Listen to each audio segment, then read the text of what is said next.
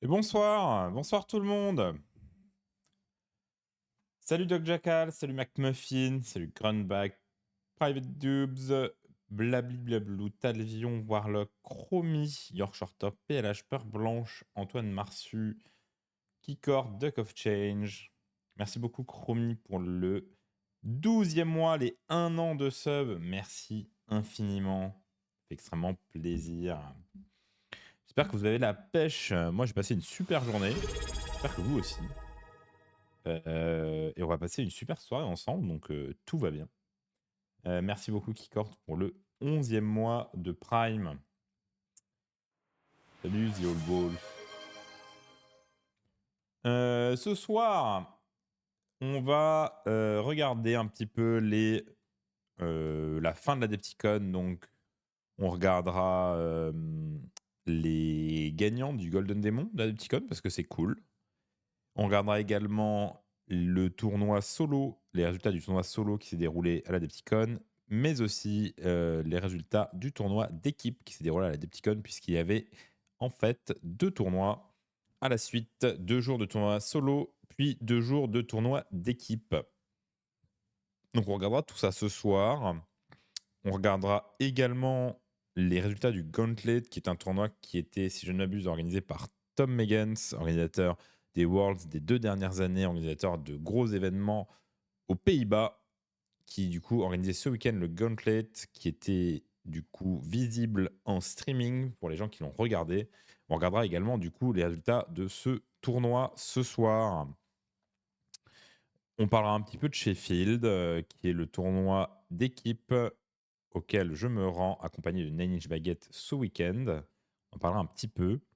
Et puis, ce sera déjà pas mal. Un petit peu de dommage calculateur sur les Morghast en full buff, ça va être sec. C'est possible qu'ils se font taper dessus niveau point avec le Battle Scroll. On verra. Là, on est tellement proche du Battle Scroll que ça sert à rien de s'avancer dans des paris. Moi, personnellement, je trouve pas qu'ils aient besoin d'un nerf. Mais qui peut savoir. En parlant du Battle Scroll, la semaine va être un peu spéciale puisqu'elle sera adaptée au Battle Scroll. Ce qui va se passer, c'est que si jamais le Battle Scroll sort mercredi, le mercredi soir, on fera une émission spéciale sur le Battle Scroll. Et du coup, dans ce cas-là, le jeudi soir, on fera Heavy Meta avec Martin sur le jeu en équipe. Si jamais le Battle Scroll n'est pas sorti le mercredi, c'est-à-dire qu'il sortira le jeudi très probablement, on fera Heavy Meta le mercredi soir avec Martin. Et jeudi, on fera l'émission spéciale sur le Battle Scroll. Je préférais qu'il sorte mercredi, comme ça, le Heavy Meta avec Martin prendra en compte ce Battle Scroll pour la team. Malheureusement, si ce n'est pas le cas, on fera du coup l'émission avec Martin sur le jeu en équipe de Heavy Meta le mercredi. Et malheureusement, on n'aura pas le Battle Scroll. Mais si on l'a, bien sûr qu'on en parlera dans Heavy Meta le jeudi soir. Donc on espère que ça tombe le mercredi ou demain. On ne sait jamais. Des fois, ça peut tomber le mardi, il me semble. Donc j'espère demain ou mercredi, parce que ça me permettrait du coup d'avoir un Heavy Meta un peu plus intéressant, puisqu'on parlerait, ce serait un Heavy Meta centré sur le Battle Scroll dans le cadre du jeu en équipe, et donc vous vous en doutez bien, dans le cadre principalement des Worlds qui ont lieu dans 1 mois maintenant. Et je confirme également que, comme a priori il est pris en compte, les équipes préféraient l'avoir le plus tôt possible, c'est-à-dire demain si possible. Et je leur souhaite. Moi, ça me regarde assez peu. Mis à part que Sheffield, donc ce week-end, nous avons décidé de jouer le Battle Scroll. C'est-à-dire que s'il tombe le jeudi, on va pouvoir faire les listes à peu près jeudi soir, puisque vendredi, on décolle et il faut prendre les armées. Donc, ça sera pris en compte. Oui, je sais, Spi, hein, que ça sera pris en compte. Ça sera pris... Enfin, vous avez décalé le cut-off à jeudi. Donc, si jamais il sort jeudi ou avant, il sera pris en compte. Mais dans l'absolu, on n'est pas sûr qu'il sera pris avant. Mais j'imagine qu'il y ait contact des orgas avec Games pour au moins savoir si c'était le cas. Et donc, a priori, c'est pour ça qu'on se dit qu'on va avoir le Battle Scroll cette semaine. Maintenant, pas d'infos officielles de ce côté. Il pourrait très bien sortir dans 2 semaines. J'y crois pas. Nous verrons donc ce qu'il se passe. Mais la bonne nouvelle, c'est que moi qui joue à Sheffield ce week-end en équipe, Si jamais le Battle Scroll sort jeudi ou plus tôt, ce qui est fort probable, on le jouera ce week-end. Donc on a très exactement, s'il sort le jeudi midi, on a une après-midi pour faire les listes, ce qui va être très très marrant. Après, je suis pas sûr qu'on va énormément changer les listes. Je vous en parle quand on parle de Sheffield un peu plus tard dans la soirée. Mais ça va être une semaine très cool. De toute façon, là, on va avoir des semaines très cool. Je ne sais pas si vous avez vu un petit peu la progra que j'ai préparée pour ce mois-ci, puisque ça va être du ramp-up jusqu'au Worlds. Toc toc toc, je reprends un petit peu les events. Je crois que c'est juste la semaine prochaine qui est un poil light. Donc cette semaine, on a Heavy Meta ou Battle Scroll. On espère Battle Scroll mercredi soir. On a jeudi soir Heavy Meta, hopefully. Ensuite, la semaine prochaine, on est un peu plus light puisqu'on n'a que 2 émissions. On va avoir un débrief du tournoi le lundi soir. Faut que je vérifie parce que je rentre le lundi, donc faut que je vérifie que je serai chez moi. Mais à mon avis, ça sera bon. Attendez, je vais regarder vite fait. Parce qu'on rentre le lundi et donc ça serait con que j'ai prévu une émission sachant qu'on n'est pas chez nous. Alors attendez, hop hop hop, Eurostar. Bah, je suis bête en fait, ça passe pas du tout.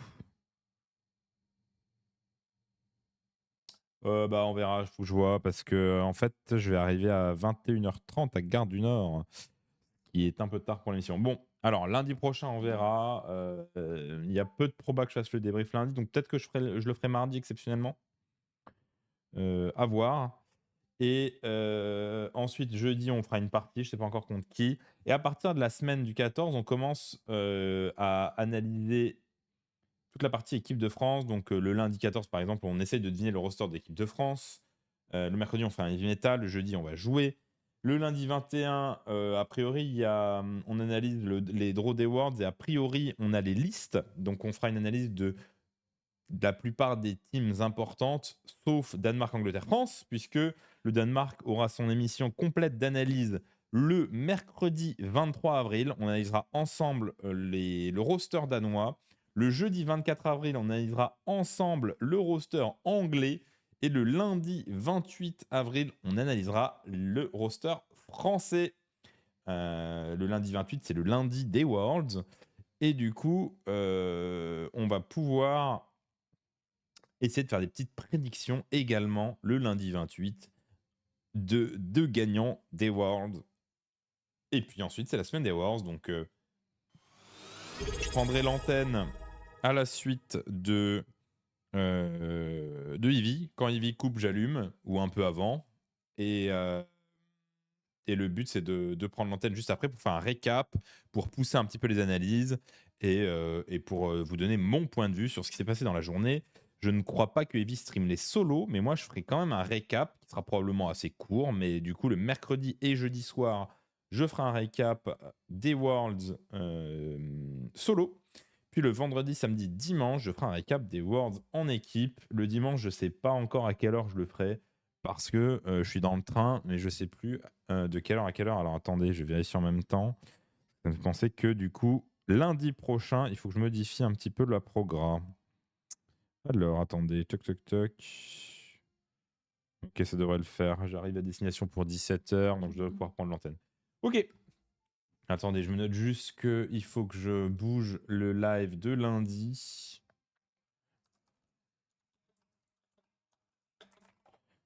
Parce que je suis pas là. Enfin, je suis encore en Angleterre, je rentre à 21h30, donc ça risque de faire un petit peu tard pour vous. Si je lance le live à 22h30, bon, il y a un moment où vous voulez peut-être dormir. Merci beaucoup Crixou pour le 9e mois de sub, merci infiniment. Faut qu'il sorte cette semaine il faut qu'il sorte cette semaine, en tout cas, croisons les doigts. J'espère. Content de la précommande des SBG ce week-end. Oui, oui, les SBG, ils sortent ce week-end. Je vais commander. Ce week-end, j'achète la boîte. Par contre, faut que je l'achète vite parce que je suis en tournoi et donc à 10h, moi je suis en Angleterre, donc je suis décalé d'1 heure, donc il sera 9h pour moi. Oh, je serai juste en train de démarrer ma ronde.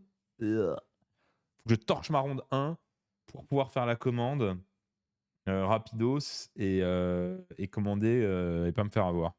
On verra. Au pire, tant pis, hein, mais bon. Nous verrons. Et puis, donc ouais, ça c'est la bonne nouvelle. Ça veut dire qu'on aura accès au bouquin Soulblight dans les semaines à venir. Probablement. D'ailleurs, ça fera peut-être une émission. Peut-être une émission. On verra. Parce qu'on va avoir les reveals. Ah non, je peux pas faire d'émission en tant que c'est pas sorti officiellement. Bon, bref, on verra.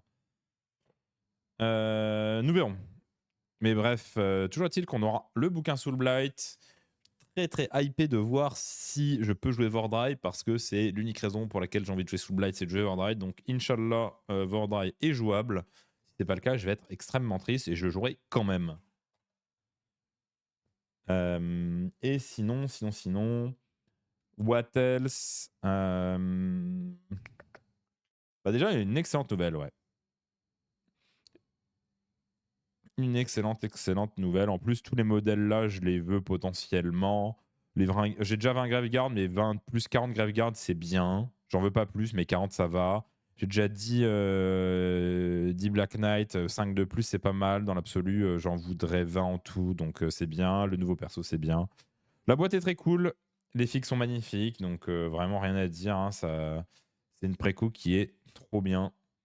Et en général, si je ne m'abuse, une boîte comme ça tourne dans les 180 €, ce qui est avantageux puisque vous avez 2 boîtes de Graveguard qui sont à 50 balles l'unité la plupart du temps. Une boîte de cave qui est à 50 balles l'unité, ça fait 150. Le perso qui doit être au moins à 30 voire à 40 balles. Donc ça dépasse déjà le prix de la boîte. Et ensuite, vous avez bouquins et trucs. Donc normalement, ça, c'est toujours une bonne affaire en théorie. Pas un peu peur qu'au final, le battle ait très peu changé par rapport aux index? Je sais pas, on verra. Je me pose pas vraiment la question pour l'instant, McMuffin. Hein, Moi, vous savez, je suis pas comme la plupart des gens qui sont en mode ouais, c'est hyper grave, les Battle Tomes sont vraiment peu différents des index parce que je considère qu'on n'a même pas encore exploré les index correctement.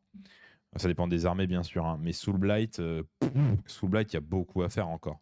Alors, bien sûr que plus il y a de refresh, mieux c'est, parce qu'on a l'impression on n'a pas l'impression de payer un Battle Tome pour rien. Mais là, comme le Battle Tome, il est dans la boîte et que tu le payes entre guillemets pas, c'est pas très grave. Et aussi, moi, je m'attends pas à ce que les Battle Tomes changent énormément sur la première année d'exploitation, puisque si vous suivez le cycle de fabrication des bouquins, on sait tous que les bouquins sont écrits un an avant. Et donc, ce bouquin SBG a probablement été écrit alors que la V4 n'était pas sortie. Donc, ça ne me surprendrait pas qu'il y ait assez peu de changements. Malheureusement. Donc, pour moi, pour AOS, on va avoir une excellente année l'année prochaine, je dirais à partir de juillet, en plus avec Scourge qui était annoncé et le manuel général qui révise les tactiques, plus les Battletons qui enfin devraient changer un petit peu par rapport aux index. Je pense qu'on va avoir une année 2024-2026 exceptionnelle. On verra ce que ça donne. Mais j'ai bon espoir. Vivement les nains du chaos, dit Kelgart. Bah écoute, oui, si ça sort. Ils sont pas mal ratifs sur les Battle Scrolls. Oui, mais les Battle Scrolls, ils ont pas besoin de les écrire un an avant, McMuffin. C'est quoi Scourge? Scourge, ça a été annoncé. Tu n'as pas vu Scourge? C'est très important, Scourge. Alors, les reveals AOS ont été décevants, mais si tu descends là, tout en bas, hop, il y en a Scourge of Gairan. Scourge of Gairan, c'est des règles gratuites qui vont apporter des nouveautés à toutes les armées. Toutes les armées vont recevoir des nouvelles battle formations, des nouvelles artefacts, tradco, etc. Qui seront match-play légales. Donc, juste avant le manuel général, donc il faut imaginer à peu près de début juin à début juillet, toutes les armées vont recevoir des nouveautés. Et ça va faire une bouffée d'air frais à tout le monde. Tous les gens qui ont déjà eu leur Battle Tome et qui sont un peu déçus, je pense à Krulboz, je pense un petit peu à Gloom. Tous ces gens-là, ils vont recevoir des nouvelles règles gratuitement. Et ça fait extrêmement plaisir parce que ça montre qu'on va un petit peu casser ce cycle de on a un Battle Tome, on doit attendre 3 ans avant d'en avoir un. Ça veut dire que si le Battle Tome est nul, on est baisé. Et donc ça casse un petit peu ce cycle. Ça montre que Games Workshop est prêt à casser ce cycle de 3 ans. Et ça fait extrêmement plaisir. Ça va faire beaucoup, beaucoup, beaucoup de bien. Donc je pense vraiment que le jeu, à partir de début juin, le jeu va commencer à devenir très, très, très, excitant, ça va être très ouf. Très très hypé par tout le jeu à partir de juin-juillet de cette année. Alors ça veut pas dire que le jeu va être chiant d'ici là, hein, ça veut juste dire que on va avoir un équilibrage, j'espère assez important dans ce battle scroll, ce qui est cool, mais le jeu va pas changer fondamentalement. Par contre, il pourrait changer fondamentalement à partir de juin-juillet et ça c'est très, très, très cool si évidemment il change dans le bon sens. Mais à chaque fois que la team a fait des changements un petit peu live, on peut penser au Battle Scroll de décembre par exemple, c'était toujours dans le bon sens. Donc, on ne peut qu'espérer que ce soit également le cas. Peut-être que Dot ne tournera plus très souvent autour des poulets jumeaux. Je ne sais pas, Duck of Change. Je pense qu'il y a déjà des builds que tu peux faire avec uniquement Keros, notamment les builds Zangor qui marchent pas trop mal. Pour moi, il y a des builds alternatifs en Dench. Et d'ailleurs, petit aparté, parce qu'on est entre nous et qu'on a le temps, je trouve qu'il y a énormément de builds alternatifs dans énormément d'armées que personne ne se donne la peine d'essayer. Je vais prendre un exemple extrêmement simple et bon, peut-être un petit peu facile, mais je joue Archaon, que personne ne joue. C'est un build alternatif de Sets of Darkness. Euh, c'est un build qui est très fort, hein, il n'y a pas de débat. Je suis pas en train de dire que je suis en train de jouer un build plus faible, mais c'est pas un build méta. Et je trouve que dans quasi toutes les armées, vous pouvez essayer de trouver des builds alternatifs qui sont probablement quasiment aussi bons que les builds méta, qui ont un petit peu de profondeur de jeu et qui vous permettent de renouveler un peu le gameplay de votre armée. Donc, faut pas hésiter à aller chercher un peu plus. Je sais pas ce qu'ils vont pouvoir offrir aux Call Boys. Bonne question, mais j'espère qu'ils vont recevoir quelque chose. Simon, ces temps-ci, je joue 0 poulet, mais plein de Vangor, c'est très sympa à jouer. Ouais, carrément. Après, j'avoue que me passer de Kéros, c'est dur, hein. Spiros Guy, il est incroyable. J'espère que tu parles d'Archaon. Archaon est incroyable, bien sûr. Mais ouais, je vous recommande vraiment, si vous commencez à vous ennuyer, parce qu'il y a des gens qui jouent beaucoup, qui commencent à s'ennuyer un petit peu avec la méta actuelle, et je peux le comprendre, bah, n'hésitez pas à aller voir d'autres builds, hein. Il y a plein de builds différents à faire. Je pense à Seraphon, il y a plein de builds. Même Zench, hein, il y a plein de builds. Je peux prendre n'importe quelle armée et vous le dire. Korn, à partir du moment où ils vont nerf les Vrasmonger, Inch'Allah, ils nerfent les Vrasmonger. Korn, il y a plein de builds très sympas à faire et qui sont relativement compétitifs, hein. Stormcast, alors Stormcast, c'est la foi, hein, parce que Stormcast, vous avez des milliers de builds, tellement tout est bon, hein. Tout est bon, c'est un truc de fou en Stormcast. Donc vous pouvez builder vraiment quasi à l'infini. Et après, les joueurs Stormcast commencent un peu à le faire. Ça, c'est intéressant. Parce que c'est à peu près la seule armée où je vois vraiment beaucoup de choses différentes. C'est parce que tout est très, très, très, très fort. Envie de tester. Sob, quels sont les builds? Alors là, effectivement, Sob, ça fait partie des quelques armées qui ont peu de variations possibles. Il y en a. Je pense notamment à Caradon, où c'est assez limité. Et encore, on voit des builds ballons et des builds Thunderer. Mais c'est vrai que c'est un peu plus limité. Mais vous avez plein d'armées où c'est pas le cas, hein. Soulblight, c'est pas le cas. Fake. Fake, les Morbeck sont très forts. Je reste convaincu qu'on peut jouer sans. Ça sera pas la liste la plus opti, loin de là. Mais je pense qu'on peut quand même jouer une liste fake avec beaucoup moins de Morbeg et faire quand même des trucs très cool. Il y a plein de fake dur de tourner sur Eshoran, ça je suis d'accord. Mais après, autour de Eshoran, tu peux builder plein de choses. Luminette, tu peux faire plein de builds. Luminette, il y a tellement de builds possibles à faire. Il y a énormément d'armées où vous pouvez faire beaucoup de builds un peu différents. Essayez de tourner les choses à votre sauce. Et à partir du moment où vous faites un build qui n'est pas méta, c'est vous qui avez le contrôle du déroulement de la partie, dans le sens où c'est l'adversaire qui doit réagir à vous. Donc, faut quand même pas se leurrer. Doc, quand un build sans Morati, ça commence en fait. Il y a plein de docs là qui commencent à builder sans Morati, qui commencent à builder autour de Kretusa avec de la Witch et de la Sister, et ça perf pas trop mal. Il y a énormément de docs là qui ça commence à sortir, Bloodraven. IG, t'as de quoi faire, ouais. Doc polonais, 60 Kinerai Morati. En même temps, les Kinerai à 80 points, c'est honteux. Enfin bref, vous avez beaucoup de choses faisables. Essayez, et je suis un peu responsable malgré moi de ça, hein. Lorsque je review des listes et tout, il m'arrive de dire que ça c'est moins opti, etc. Et je devrais moins le faire. Il faut que j'essaye de moins le faire parce que pour moi, il y a de la place dans ce jeu pour des builds alternatifs. Il y a vraiment de la place. Donc, il faut vraiment essayer essayez de se creuser un petit peu les méninges pour jouer des choses qui vous plaisent à vous et un peu moins ce que les gens disent qui est top méta. Et lorsque vous jouez des choses qui vous plaisent à vous, non seulement vous avez plus de plaisir à jouer et en général vous les jouerez un petit peu mieux parce que c'est votre truc, vous savez pourquoi vous avez intégré telle ou telle unité, mais en plus vous pouvez surprendre l'adversaire. Donc c'est vraiment très très intéressant. Salut Vans, j'espère que tu vas bien. Y a-t-il des armées pour lesquelles ce n'est pas possible de faire de build sans gros héros nommés? On- Alors ça dépend ce que tu veux dire pas possible. En fait, c'est dur de jouer sans Ushoran, mais tu peux jouer sans Ushoran. C'est juste, ça va être vraiment, vraiment, vraiment dur de gagner un tournoi. Maintenant, c'est pas impossible. Ça dépend, ça dépend. N'est pas possible de build sans un gros héros nommé. Je te dirais, il y en a aucun. Mais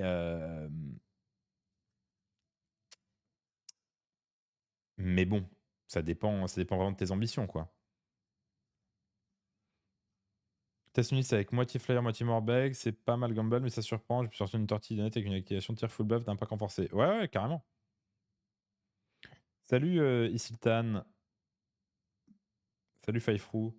Donc ouais, en fait, Scourge et le manuel général, en juin-juillet, ça a donné une bouffée d'air frais de fou à la méta. Et ça, franchement, c'est exceptionnel. On adore, on est très, très, très heureux de ça. En attendant, explorer des trucs. Vraiment. Hein. Merci beaucoup, Ivans. 100 euros, le don de 100 euros de Ivans pour la chaîne. Merci infiniment. Ça va aider, bien sûr, à l'achat de l'armée Soulblight et du Vordrai. Du Vordrai qui aura Ivans sur une petite tombe d'écrit, bien sûr. J'espère qu'ils vont pas taper sur les Stone Guard. Je vois pas pourquoi ils taperaient sur les Stone Guard. Je ne vois pas pourquoi ils taperaient sur les Stone Guard. Après, je bosse pas chez eux, donc on en saura plus cette semaine. J'espère qu'on a le Battle Scroll mercredi, ce qui permettrait d'avoir un déroulé de semaine bien plus intéressant pour vous. Et pour moi aussi. Ce serait très, très, très cool. À mon avis, on joue nos armées de renom en attendant le Battle Scroll. Bah pourquoi pas? Franchement, c'est une bonne idée. On veut un bon build vampire avec SBG. Tu peux déjà jouer vampire en SBG. Hein. Pas full vampire, mais tu peux déjà jouer du Blood Knight. Tu peux jouer du vampire avec un petit peu de genre 600 points de Death Rattle, etc. Et 1400 points de vampire. Hein. Ça se fait, Ivan, ça. Tester Full Git Mob. J'ai terminé de peindre mes bonnes grottes en rentrant. Ouais, Full Git Mob, c'est un peu dur. Mais Gloom n'est pas censé jouer Full Git Mob. Parce que les Git Mob, ils ont un rôle qui n'est pas suffisant pour dérouler une game entière. Mais les Git Mob peuvent compléter des listes. C'est ça qui est intéressant. Tu as vu les listes de la L2NO? Pas du tout. Avec le level de la petite conne, ils peuvent faire un super cadeau avec le Battle Scroll. Je comprends pas ce que tu veux dire. Avec le nouveau BT, j'espère qu'il y a des trucs pour jouer des vampires qui soient cool. Ok. Bon, après, moi je trouve qu'il y a plein de vampires très cool à jouer déjà, mais oui, oui, on espère toujours. Hein. On espère que tout va être bien. Hein. Mais après, j'ai assez peu d'espoir pour tous les Battle Tomes qui sortent cette année, puisqu'ils ont été écrits avant la sortie de la version. J'ai assez peu d'espoir. Je nourris pas trop d'espoir. Et on verra. C'est plus facile de nourrir peu d'espoir et d'être agréablement surpris que l'inverse. Donc, on va regarder un petit peu les Golden Demons pendant qu'on finit de discuter. Et après, on regardera les résultats de l'Adepticon. Vous voyez quelque chose? Oui, vous voyez quelque chose. Incroyable. Donc, la première catégorie, c'est Warhammer 40 000 single miniature. Et bah, ouais, bah, c'est magnifique. Hein. Franchement, je vais pas commenter la peinture parce que je suis pas assez bon peintre pour le faire. Donc on va juste faire plaisir et regarder les figurines. Mais je vais pas commenter la peinture. Je suis très très loin d'être expert. Mais honnêtement, bah, c'est très beau quoi. On va regarder un petit peu les silver et bronze qui sont très réussis également. C'est marrant, je trouve la. Alors c'est souvent les photos hein, qui rentrent comme ça. Mais je trouve la silver moins jolie. Mais c'est souvent la photo qui fait ça. Mais ouais, je trouve la silver moins jolie. Probablement un problème de photo.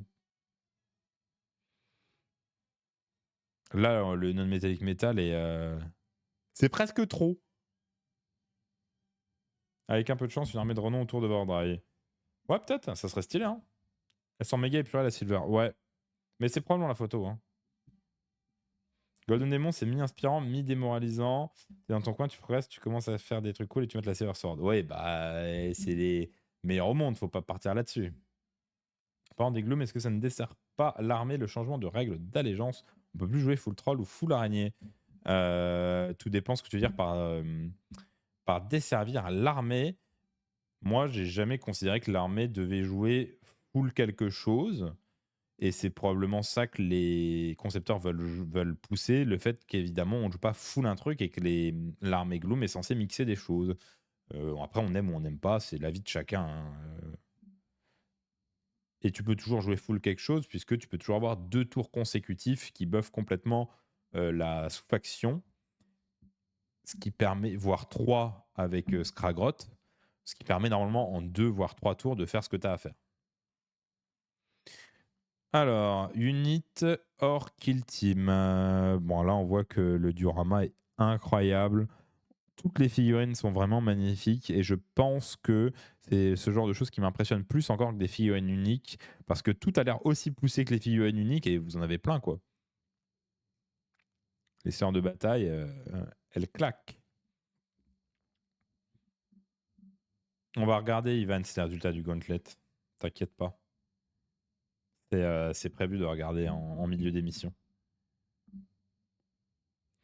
Compo des trolls, plus double kata, plus bonne grotte, plus loup pour les tactiques, ça a l'air cool. Oui, carrément. Mais gros GG, Evans. On a quand même 2 placements de sœurs de bataille sur cette catégorie, ce qui est très très stylé. Moi, j'aime beaucoup l'esthétique des sœurs de bataille. J'aime beaucoup moins l'esthétique des Space Marines. Attendez. Il ressemble beaucoup au single miniature. Est-ce que... Non, c'est pas le même, hein. C'est juste la même façon de le peindre, hein. On est d'accord. Ouais, c'est pas le même. Il ressemble beaucoup quand même, hein. Salut Valek. Bah vous voyez, celui-là, il m'impressionne moins. Après, le weathering est très cool, hein, mais... La figurine, elle est incroyable. Elle est très, très, très, très, très jolie. Elle est peinte parfaitement. Mais c'est moins impressionnant que ça. Vous voyez?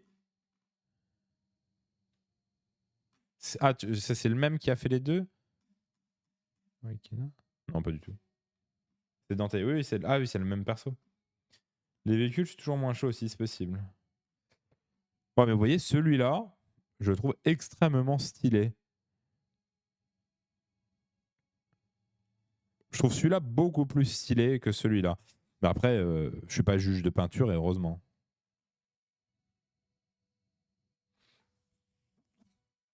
Et le Norn, c'est une fille que j'adore. Mais je sais pas. Peut-être que techniquement, c'est incroyable. Ça, j'ai pas le talent de peintre pour le reconnaître. Mais je trouve qu'il est pas si beau. Mais j'imagine que techniquement, c'est incroyable. Mais vraiment, moi, je trouve pas que la peinture soit si belle. Mais j'imagine que la technique est folle. Ah ouais, c'est en single miniature avec du Nurgle. C'est laquelle, celle de Yorin? Ouais, c'est une vraie question. Donc, on a une fille qui est incroyable, un sablier avec du sable qui est dedans. Vraiment, la fille est trop jolie. Souvent, et on a souvent des Nurgle qui font des belles perfs au Golden Demon, je crois, hein. Et là, on a vraiment un... Je sais pas ce que c'est, mais il est très beau. Et le Tornus est vraiment incroyable. Ça, c'est vraiment un gros kiff. Le Tornus est vraiment très, très joli.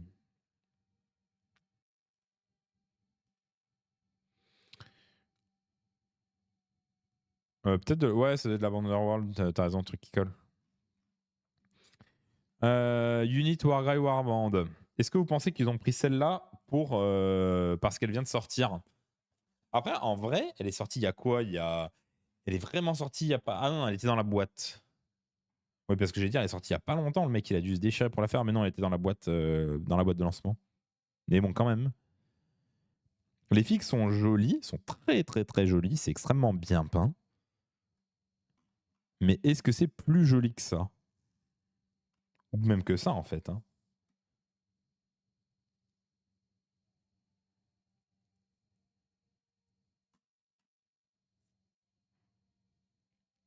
Bon, après, encore une fois, l'angle de la photo nous permet pas forcément de voir les meilleures choses. Et puis on voit que c'est très très beau, hein. Y a pas de sujet, tout est très très beau. Après, pour départager des figurines comme ça, moi j'ai pas le niveau, hein. Mais c'est vrai que moi, là, je préfère le bronze, mais c'est personnel, hein. Large miniature, et là, j'avoue que celle-là, elle m'a complètement soufflé, cette figurine. Celle-là, elle est incroyable. Les plumes, tout est vraiment incroyable sur cette figurine. Euh, je l'ai trouvée magnifique. Celle-là, elle est vraiment, c'est une dinguerie.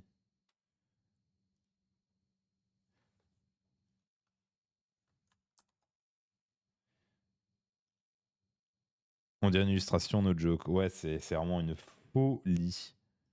Ici, là, mais tout est incroyable. Même la lame, regardez la lame. La lame, elle est incroyable. La lame de la hache, franchement, oh là là. Ouais, pourquoi j'ai pas sorti les pinceaux aujourd'hui? Et vous voyez, le Visic, techniquement, elle est peut-être super. Je trouve pas la fille incroyable.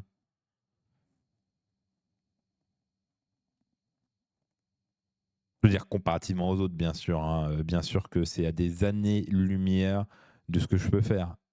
C'est absolument incomparable. Mais je trouve pas la fille incroyable. Le pigeon là, il est intéressant. Mais en fait, quand vous voyez celui-là et celui-là à côté, waouh, la différence, quoi. Mais c'est une technique complètement différente, hein. Les techniques sont vraiment différentes. Mais là, les plumes, on voit vraiment là les plumes. Le traitement des plumes ici est pas du tout le même. Et ici, oh là là, le traitement est incroyable, hein. Même si cette figurine, bien sûr, elle est fantastique, hein. Évidemment, rien à dire.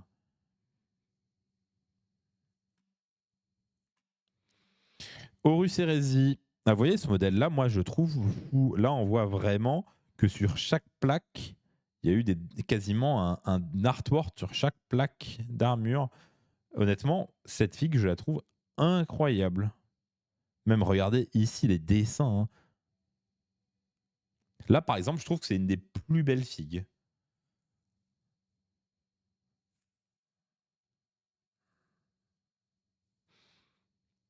En toute honnêteté, celle-là, elle est vraiment, vraiment, vraiment magnifique.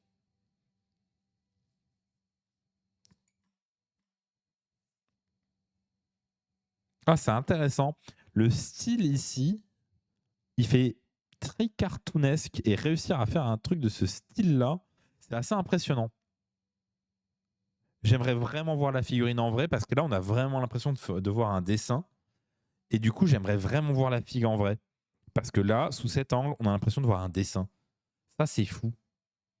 Honnêtement, c'est fou. On dirait de la 2D, ouais. On dirait de la 2D. C'est vraiment dingue. Donc j'aimerais vraiment voir cette figue en vrai.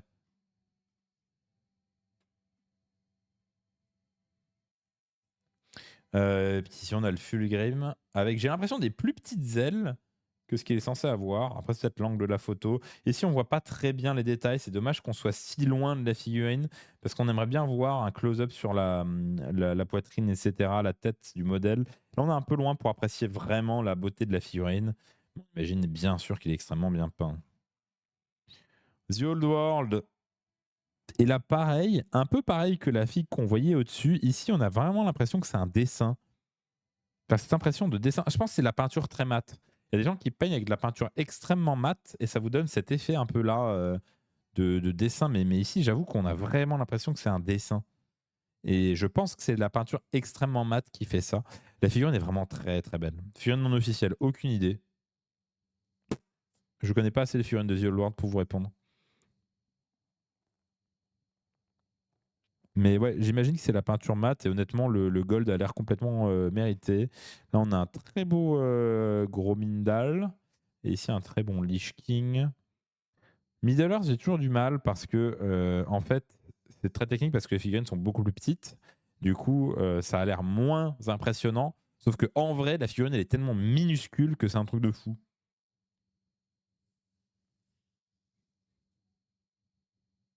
Officiel pour être dans la catégorie Old World, c'est pas officiel, c'est vraiment open. Ok.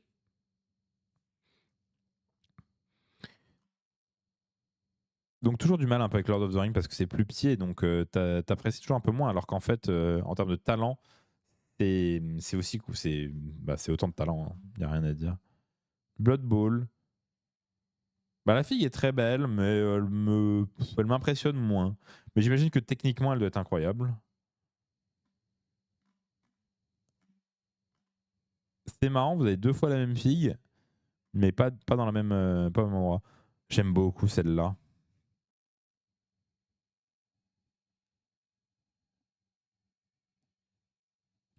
Très très jolie. Cheval avec son cavalier qui lui fait un câlin. Ah oui, après. T'en avances. Necromunda, très stylé, hein, la partie décor en dessous qui est très bien faite. Non, non, mais très très stylé. Ouais, c'est vraiment très beau. Hein. Après, c'est plus du weathering, quoi. Mais c'est vraiment très très beau. Hein. Là, vous voyez les points. Oh là là, c'est vraiment incroyable. Hein. C'est marrant, hein. Moi, celle-là, elle m'impressionne plus que celle-là. Quand vous regardez les mains, là, ça m'impressionne plus. Bon, tout est beau. Hein. Épique, ça, c'est un peu moins impressionnant, je trouve. Remarque, je dis ça, celle-ci est quand même très très très jolie. Tout est très beau. Hein. En termes de diorama, on passe sur la. Cette figurine, elle est vraiment incroyable. On a les poils du cheval qui sont visibles directement sur la figurine. On a l'idée du cavalier qui met sa tête contre le front du cheval. Elle est vraiment très très bonne. Ça marche extrêmement bien. Vraiment, le diorama, c'est une super idée et honnêtement, l'exécution, elle est exceptionnelle. Même on voit les lumières qui sont reportées sur l'épée. Tout est très très beau. Hein. Ensuite, encore un diorama extrêmement fun, j'adore, avec les squids qui sortent au coup de trompette du gobelin. Je trouve ça extrêmement très très bien trouvé. Euh, la qualité de la peinture, alors forcément, c'est doit être magnifique, mais je trouve qu'elle se retranscrit assez mal en photo. Vous voyez les ombrages ici, on les, c'est moins impressionnant en photo. Et ici, du cul de Gene Stiller avec qui est très très joli et qui reproduit un peu le tableau du drapeau américain, etc. C'est un snapling, ok. C'est très très joli.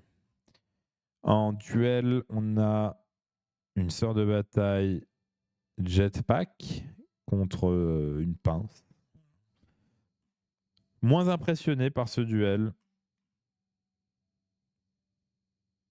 Celui-là est très stylé. Mais un peu moins impressionné, c'est plus l'idée de la mise en scène, mais moins impressionné par la peinture. Un mecha orc, ok. Évidemment, c'est très bien peint, il n'y a pas de débat.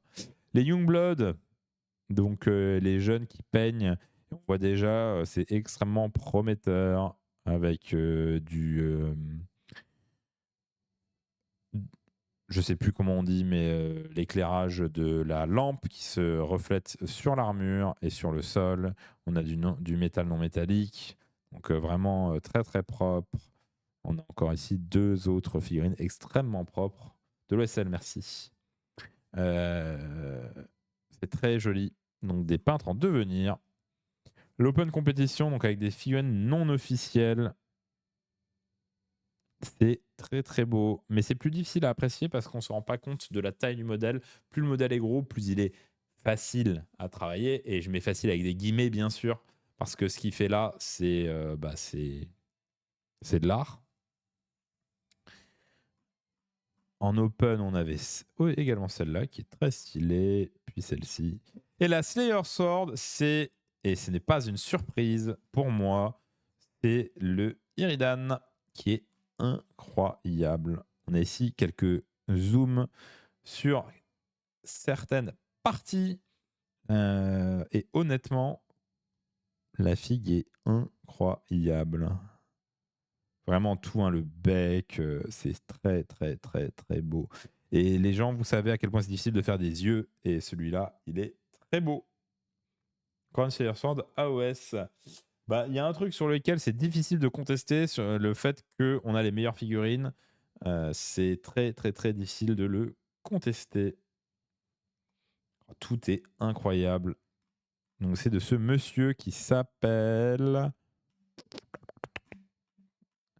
Borja Calvo Bertrand de Lys. Je ne sais pas de quelle nationalité il est,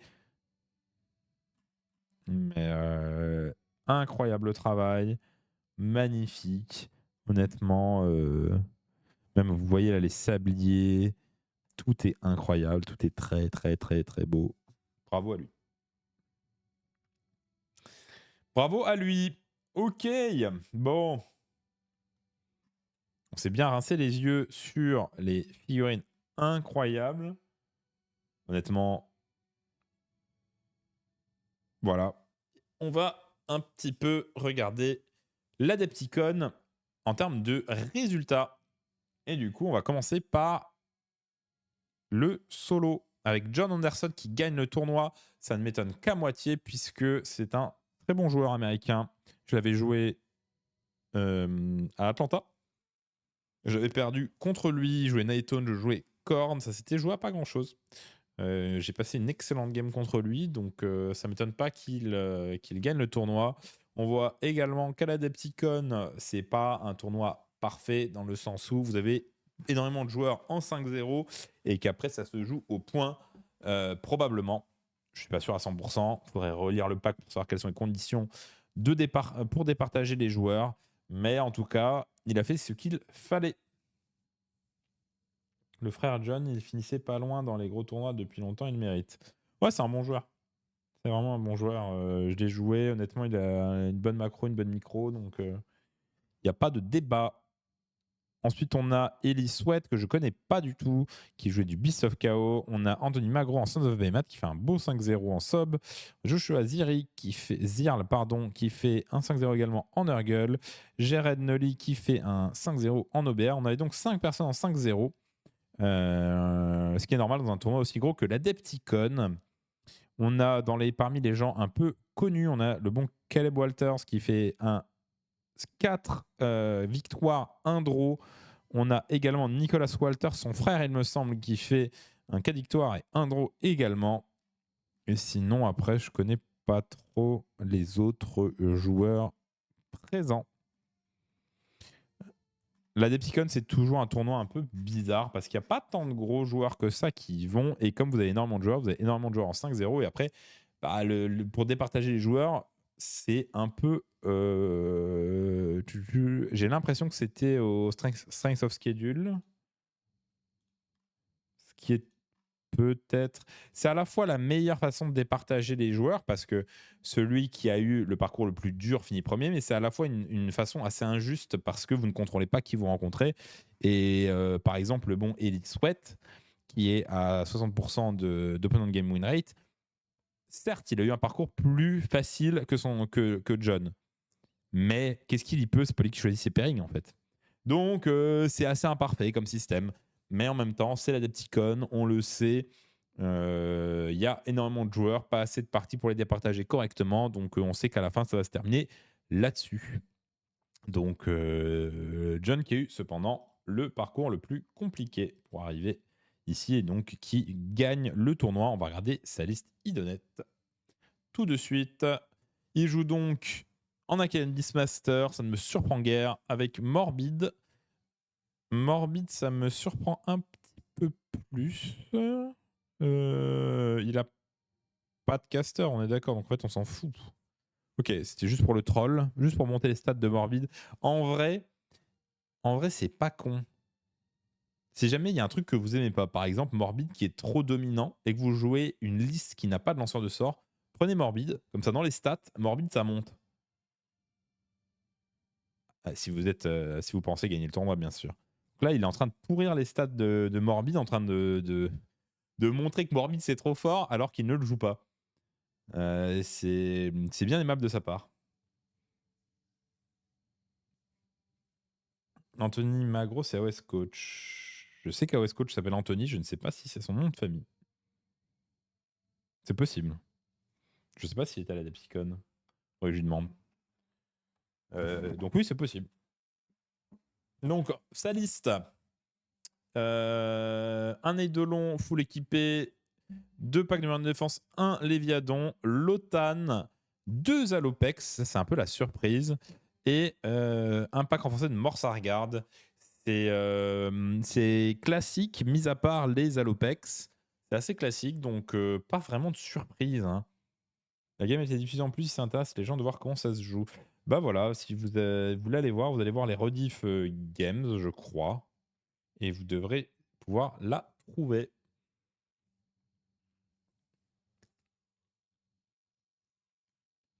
Pourquoi l'OTAN L'OTAN, il a l'avantage d'être pas cher et de pouvoir prendre absolument tout dans son bataillon. Donc je pense que de prime abord, c'est pour cela. Parce que c'est la seule figurine à 100 points qui permet de prendre ceci dans son bataillon. Sinon, il faut payer un Achaean King ou un Volturnus de mémoire. C'est comme ça que je l'expliquerai comme ça à vue de pif. Sinon, il faut que j'aille voir son War Scroll pour te répondre plus. Non, c'est Hobby Collab, ok. Je vais vérifier, mais d'instinct, il me semble que l'OTAN, c'est en premier lieu pour ceci. Et sinon, qu'est-ce qu'il fait le bon l'OTAN? Bon, il donne 3 contre son score, c'est jamais mauvais. Et c'est tout.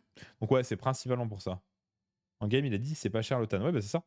T'as besoin de l'OTAN pour prendre des... il peut prendre tous les idonettes. Donc c'est le moins cher pour pouvoir prendre tous les idonettes. C'est exactement ça. Parce que sinon, tout ce qu'il vous donne, c'est plus 3 de control score. Ce dont c'est pas nul, mais vous vous en foutez un peu. Donc il permet juste à faire la construction de liste, grosso modo. Deuxième liste, allons voir la liste de Ellie Sweat qui joue Beast of Chaos avec du Bestigor, du Dragon Ogre. Intéressant, les joueurs bug qui commencent à switcher depuis Bestigor vers du Dragon Ogre. C'est très intéressant. Ça ne sera pas intéressant très longtemps puisque ça part en Legends en juillet. Mais pour les gens qui jouent au Worlds, ça peut intéresser. Donc on a un Dragon Ogre, on a 20 Vestigor, mais on a aussi et surtout, si je ne m'abuse, 9 Dragons Ogre, parce que j'imagine qu'ils sont par 3. Si ce n'est pas le cas, je me corrigerai plus tard. On a du Centigore renforcé, Coquetterie, Hunger, et un Gadbray Shaman, bien sûr. C'est intéressant de voir que ça change un petit peu, c'est un peu moins spam. Donc je ne sais pas. C'est très très très difficile de tirer vraiment une leçon de l'Adepticon parce qu'il y a tellement de joueurs que vous pouvez faire un parcours complet sans rencontrer une seule bonne liste, surtout à 5 games. Donc c'est extrêmement difficile de juger si une liste de l'Adepticon est vraiment une bonne liste ou pas. Donc on va pas non plus aller trop chercher d'explications. On se contentera de dire que vous voyez que certains builds commencent à évoluer et on peut du coup jouer d'autres choses. Et ça me fait extrêmement plaisir. Salut Chakalakas, merci beaucoup pour le tier 1. Merci infiniment. Oui, AOS Coach était à la Depicon. Bah, ça doit être lui, Anthony Magro. Donc voilà, très très heureux de voir une liste différente qui a à faire un 5-0 dans un événement un peu bizarre. Vous voyez, il a joué Sun Ripley, Nicolas Cadman, Tommy Grollo, Samuel Gould et Sun Troy. Donc c'est très difficile de savoir à quel point ce sont des gros joueurs. Je les connais pas, mais je connais assez mal les joueurs américains. Donc il est possible qu'il y ait des gros joueurs dans le lot que je ne connais pas. Anthony Magro qui a joué du coup.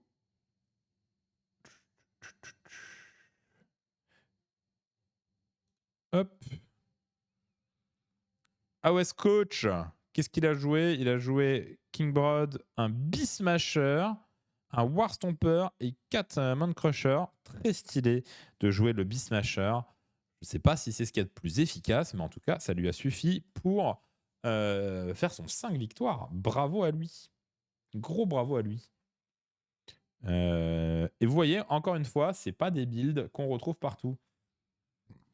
Alors certes, ça ne veut pas dire que vous allez gagner forcément les events où vous allez, mais je vous encourage vraiment à ne pas vous confiner aux builds les plus optis, tout simplement parce qu'il y a plein de builds qui sont découverts plus tard et qui peuvent être plus optis, et aussi parce que c'est pas parce que c'est le build le plus opti que vous allez le jouer mieux qu'un build un peu moins opti. Voilà.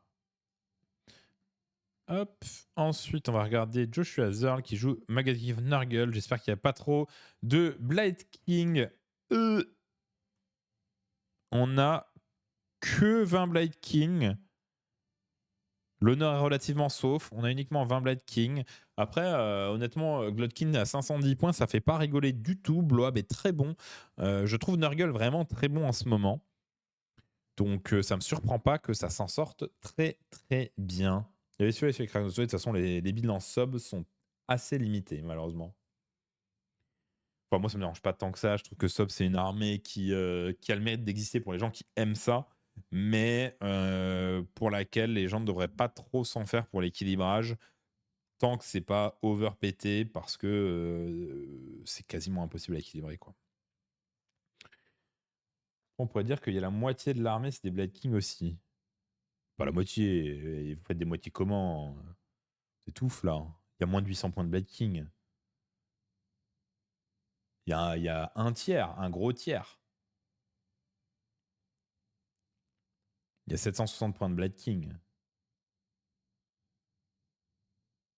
Moitié des Bouches-du-Rhône. J'ai pas la ref. C'est quand même plus sympa en ce moment. C'est pas pété, c'est pas nul non plus. Ouais, j'avoue, je suis assez d'accord que Sob, en ce moment, ça a l'air d'être dans un équilibre plutôt bon. Je suis assez d'accord que Sob a l'air d'être dans un équilibre qui est plutôt bon. C'est-à-dire que t'as pas l'impression que c'est auto-lose quand tu joues contre. Et les joueurs Sob ont l'air de s'amuser. Donc moi, c'est tout ce que je demande, hein. Moi, je trouve, à mes yeux, je trouve Sob faible. Mais les joueurs Sob s'en sortent et font des belles perfs. Donc, bon, si tout le monde est content, c'est tant mieux. C'est comme ça qu'on aime la méta. Bone Reaper, et là c'est très intéressant, il y a plein de gens qui ne jouent plus Bone Reaper, et très curieux de voir ce qu'il a pu nous concocter avec un Catacross, un pack renforcé de Cavalos, un Soul Mason, un Gothizzar, très surpris de la présence du Gothizzar, des Stalkers, un Soul Reaper et un pack renforcé d'Immortis Guard. C'est intéressant parce que le Gothizzar, grosso modo, il est là pour être joué avec des Mortec Guard la plupart du temps, et donc là, il est pris uniquement parce ça commence à devenir un monstre extrêmement peu cher. Désolé, mais quand ton armée peut shooter les objets, il y a de quoi être content. Bah, la plupart des builds qui font des bonnes perfs ne jouent pas de Kraken Eater, donc c'est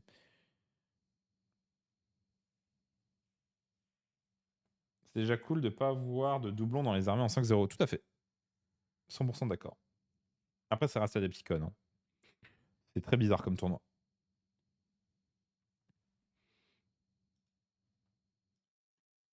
Et c'est moi où il n'y a pas de Save to Darkness, pas de Stormcast en 5-0. C'est ça, là, ça, c'est la vraie dinguerie, hein. Bon, on en a quand même en 4-0, hein. Donc là, c'est pas mal. Dot, c'est la classique. Bon, c'est Caleb Walters qui la joue, et donc il joue. Non, c'est la Zangor.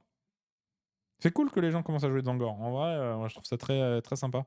Par contre, pour moi, en Zangor, faut jouer Sigil. Enfin, c'est mon avis. Et il joue quoi? Et il joue un régiment de renom, Caven. Je sais pas si c'est la meilleure idée, mais bon. En tout cas, il s'amuse. Pas de corne, ouais, effectivement, pas de corne. Le premier corne est un peu loin, voire très loin. Très très loin, hein.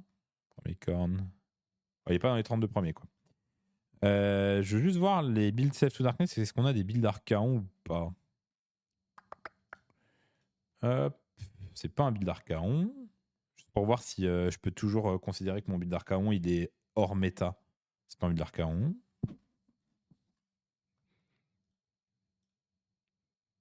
Pas un build Archaon. Ouais, ouais, mon build Archaon est toujours hors méta. Une NH en 4-0. Ouais, ouais.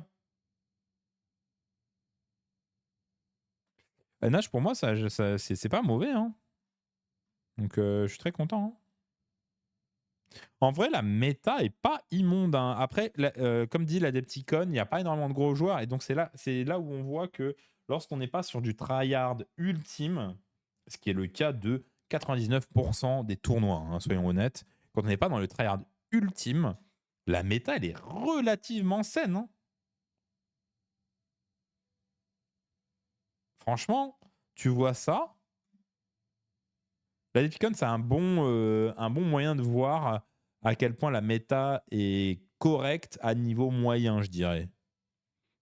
Et en fait, tu vois ça, bah, en tant que si jamais c'était moi qui faisais l'équilibrage du jeu, je serais en mode ouais, je suis relativement content de la méta et de l'équilibrage du jeu à niveau moyen, hein, quand t'es pas dans de l'extrême tryhard. Quand t'es de l'extrême tryhard, c'est un peu différent. Et il y a des choses qui ont besoin d'être nerfs, ça c'est une certitude.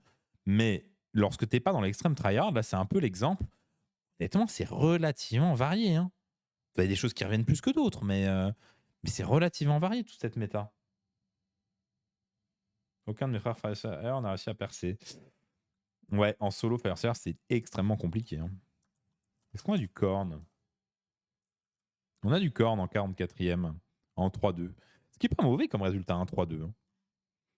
Honnêtement, je serais curieux de voir, et j'ai la flemme de le faire, mais là, de voir sur tous les 3-2, 4-1 et 5-0, donc tout ce qui est dans du scoring positif, est-ce qu'on a toutes les armées? On a même un Fireseer en 3-2. Donc il est possible qu'on ait toutes les armées hein, en 3-2. Donc c'est la méta n'est pas aussi tragique que ce que l'on veut bien l'entendre si on écoute les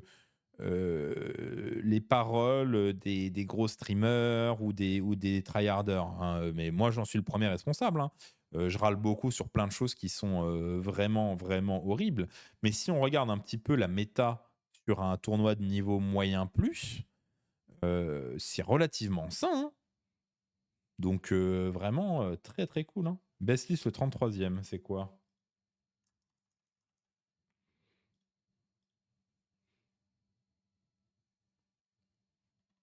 Archaon Bellacor, bah déjà il est en 2 drops, donc pour moi c'est pas la best list. Euh, il a pas la bonne bannière. Donc bon.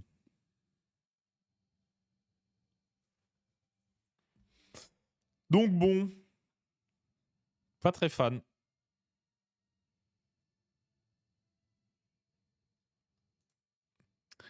Voilà, donc je suis quand même plutôt bien surpris. Enfin, bien surpris, pas forcément surpris, mais je trouve que c'est important aussi de rappeler que tout le monde ne joue pas dans un contexte ultra tryhard. D'ailleurs, assez peu de gens en pratique. Et du coup, quand tu n'es pas dans un contexte ultra tryhard, comme c'est le cas à l'Adepticon, la méta est plutôt saine. Donc ça fait vraiment très très plaisir à voir. Salut Thomas, j'espère que tu vas bien. Est-ce qu'il y a du Sylvanette? Oui, peut-être. Et Sylvanette, c'est un truc qui est extrêmement bon hein, en ce moment. Hein. Là, j'en trouve pas dans les 64 premiers. Tiens, ça serait peut-être Sylvanette. Ah bah, on a quand même un Sylvanette en 3-2. Voilà, on a un Sylvanette en 3-2, en 70e place, certes, mais en 3-2 quand même.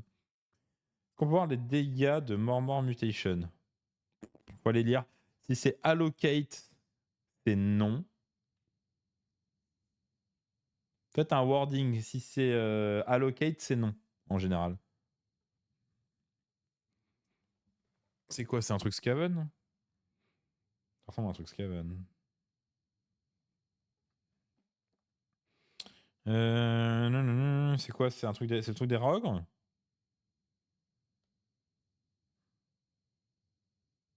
Je vais regarder.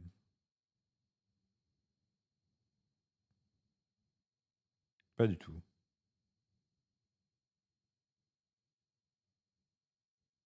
la Battle Formation? Non.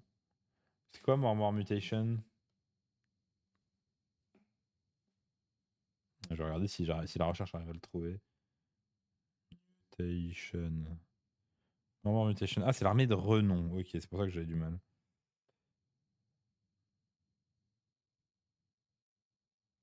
On a eu un arbitre dans le chat qui précise que c'est bien allocate, donc il n'y a pas de ward. Et oui, je confirme qu'à partir du moment où c'est allocate, c'est pas de ward. Merci Simon. Merci beaucoup. Donc voilà, un premier bilan assez, je trouve, très positif de ce tournoi des petits cons qui est connu pour être ce tournoi un petit peu plus chill, entre guillemets. Donc, je trouve que c'est intéressant aussi de débrief de ce point de vue-là, parce que il n'y a pas que l'ultra tryhard. Et d'ailleurs, l'ultra tryhard, ça concerne un nombre très restreint de joueurs. Et c'est pour ça aussi que n'hésitez pas à aller voir un petit peu les listes, d'autres listes, pas que les listes des tournois ultra tryhard. Et ça permettrait de donner un petit peu un second souffle à la méta. Et peut-être, pourquoi pas, de découvrir des nouvelles façons de jouer votre armée, tout simplement. On va regarder le tournoi en équipe de la Depticon.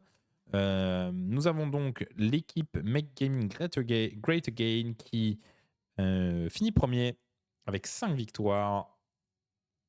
Ça sent que c'était...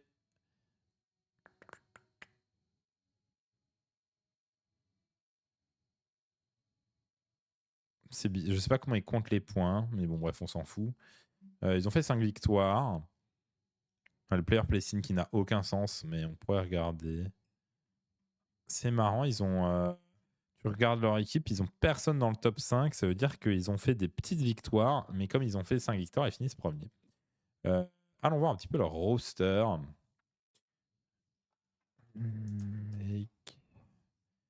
Donc, on a ses frères Walters, Tim Horwath et Brian Seaman qui jouaient du coup Sons, Zench, Stormcast et Iron Joe. C'est intéressant de voir de l'Iron Joe. Autant Sons, Zench et Stormcast, je peux l'entendre.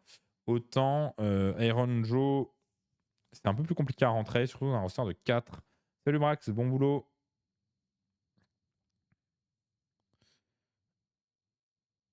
Oui, le nom Maga, bon.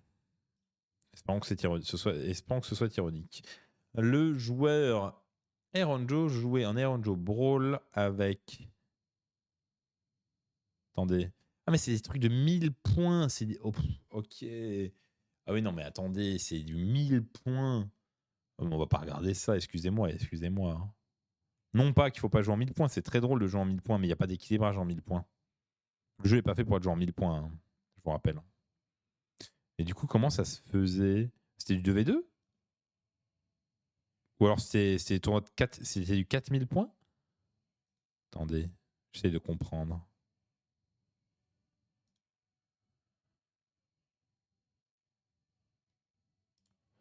Des fois, la round 5, ouais, alors aucune idée. Mais c'est quoi du coup le pack? Attendez. Il n'y a pas écrit. Quelqu'un saurait me dire ou pas?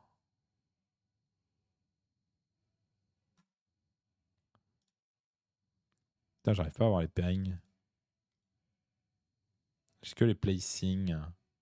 Très ennuyeux quand même cette histoire. Bah, je sais pas du coup si c'était du 2v2, c'était du 4v4 en 4000 points des enfers. En tout cas, c'est un tournoi fun. Et j'encourage à avoir des tournois fun, mais voilà, du coup, ça, on va pas vraiment débrief ça. Ça n'a pas grand intérêt. Donc du coup, on va parler un petit peu du Gauntlet qui s'est déroulé, si je ne m'abuse, à Amsterdam le week-end dernier, auquel ont participé dans le chat Evans et EPW Ridgor, qui est Hugo en fait, qui a fini deuxième en Sylvanette. Donc encore une fois, 3 personnes en 5-0. Vous avez dû être départagé par probablement les points marqués. Ouais, c'est ça, les... Oh, tu perds au battle point de 3 points. Tristesse. Plus 3 points et c'était la victoire de Hugo. Quelle tristesse. Et derrière, il y avait 70. Ouais, c'était assez serré sur la victoire, mais c'est normal, hein. On retrouve également dans ce tournoi Antoine Dumont, qui on connaît très bien. On a Evans qui s'est placé en 6e, bien sûr. Ensuite, le reste, je les connais moins, malheureusement. Mais sans nul doute, un tournoi de qualité aux Pays-Bas. Ah, on avait. Je savais même pas que Salk était allé au tournoi. Trop stylé.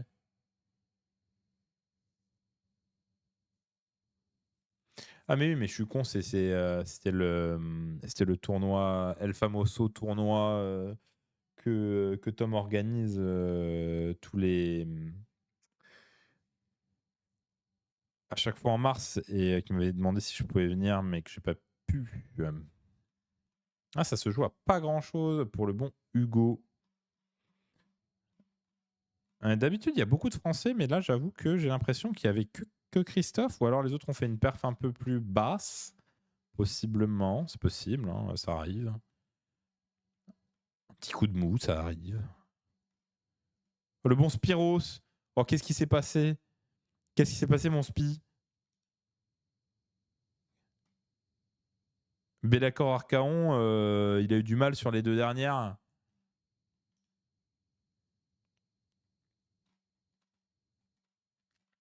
Ça a ramé à la fin. Scorch contre le 3e. Bah, j'avoue, Bellacor Arcaon. Là, c'est le problème de Bellacor Arcaon. Hein. Tu tombes sur Scorchers, t'as perdu la game probablement. Hein. Paire de 2. Tristesse. Tristesse infinie.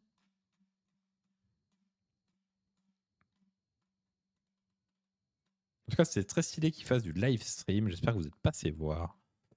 Euh...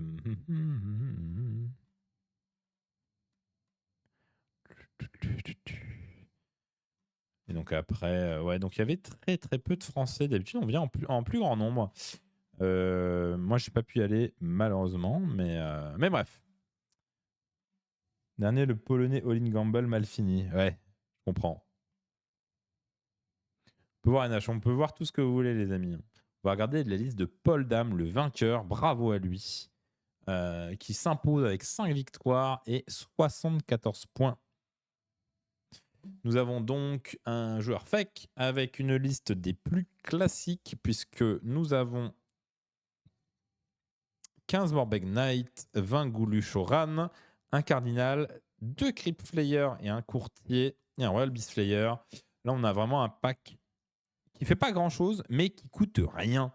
Donc c'est vraiment extrêmement intéressant comme unité. Et on a toujours ces packs de 2 modèles qui sont chiants à équilibrer, mais qui sont présents uniquement parce que dans la boîte, on peut monter 2 Crypt Flayer et du coup, ils sont entre guillemets obligés de le faire.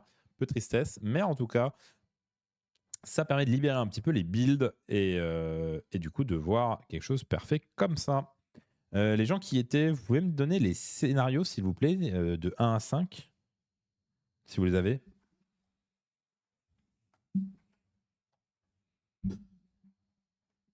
Ça m'intéresse beaucoup. On va voir s'il est tombé sur shifting.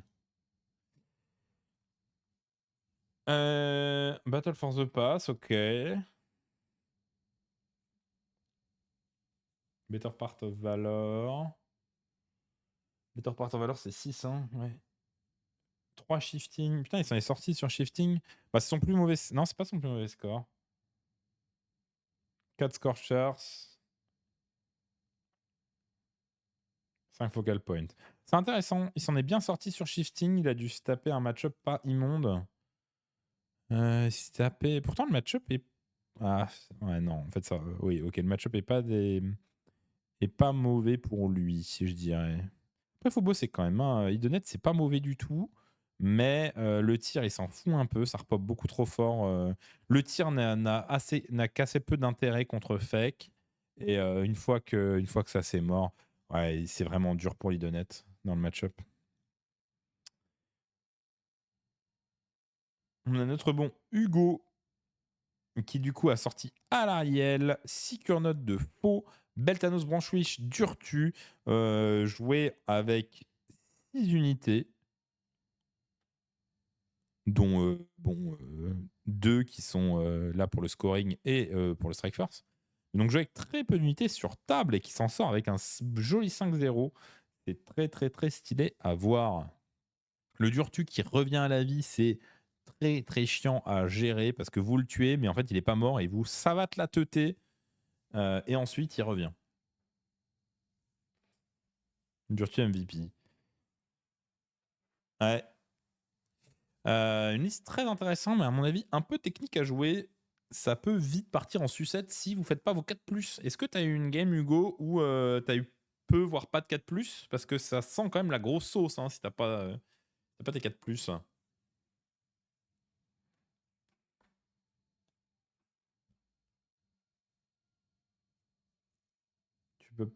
Tu peux pas dépendre des 4+. Mais tu t'en sors hein, si tu fais aucun 4+. C'est quand même chaud. Hein.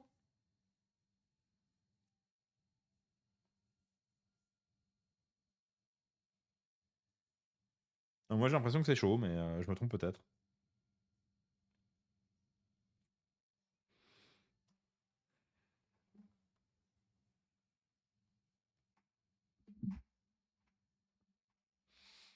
Je avec le pack central, Belton Sariel, très très défensif. Ouais. Ouais, ok. Peut-être. Salut Arana Evans.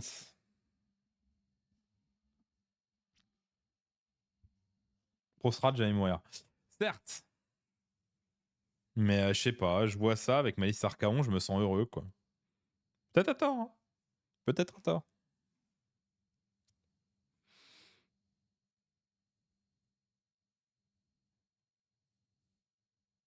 T'as pas rien d'autre que le pack central. À l'arrière, le taf quand même. Les sorts sont vraiment très bons. Non, non, mais il y a du jeu. Hein. Il y a vraiment du jeu hein, avec la liste. C'est juste que t'as pas vraiment droit à l'erreur quoi. Après, si tu fais une erreur, t'as ton 4+. Quoi. Troisième, nous avons le bon Hugo Ricken. Son nom me dit quelque chose. Qui, du coup, jouait en Zench. Très classique, rien à dire. Ça ne me surprend pas que ça perf bien. Ensuite, on avait Ronald Bunick qui jouait en Nighttones, qui a fait 4 victoires et un draw. Hugo R, il est en team NL. Ok. Il me semble que la team NL va pas au World cette année, hein, si je ne m'abuse. Peut-être tort, mais il me semble qu'ils ne vont pas au World. Et non, ouais, ouais, c'est ça. Tristesse.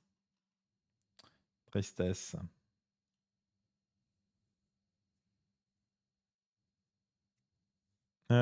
Du coup, en Night Taunt, les gens qui voulaient voir la liste Night Taunt, c'est hyper intéressant. Regardez, vous n'avez pas de doublon. J'adore. En vrai, je kiffe. Vous n'avez aucun pack doublé. Vous avez un pack de Blagast, un pack de Grimgast, un pack de X-Vress, un Spirit Torment, Allrack, un Cairn, des Chaingas, des Craven Throne Guard. Aucun pack doublé. Je trouve ça trop bien.